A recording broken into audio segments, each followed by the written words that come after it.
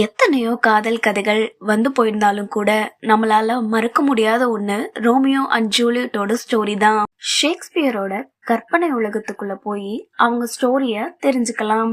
Verona அப்படின்ற சிட்டில 2 பெரிய ஃபேமிலிஸ் இருக்காங்க. அதுல மாண்டெகுவை சேர்ந்தவங்க தான் நம்ம ஹீரோ ரோமியோ அண்ட் கேப்லட்ஸ் சேர்ந்தவங்க தான் நம்ம ஹீரோயின் ஜூலியட். இவங்க 2 பேரும் ஒரு பார்ட்டியில மீட் பண்ணிக்கிறாங்க.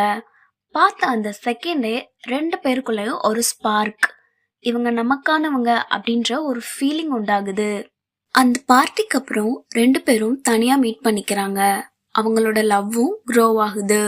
2 பேரும் எனிமீஸ் ஃபேமிலியை சேர்ந்தவங்கன்றனால சீக்ரெட்டா மேரேஜ் பண்ணிக்கிறாங்க.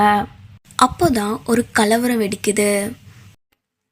ரோமியோவோட ஃப்ரெண்ட ஜூலியட்டோட கசினான டைபால்ட் கொன்னுறாரு. அந்த கோபத்துல ரோமியோ டைபால்ட்ட கொன்னுறாரு.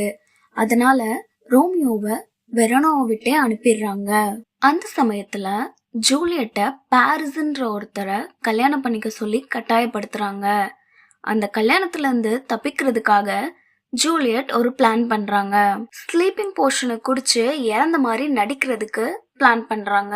ஆனா அந்த செய்தி ரோமியோவை போய் ரீச் ஆகல.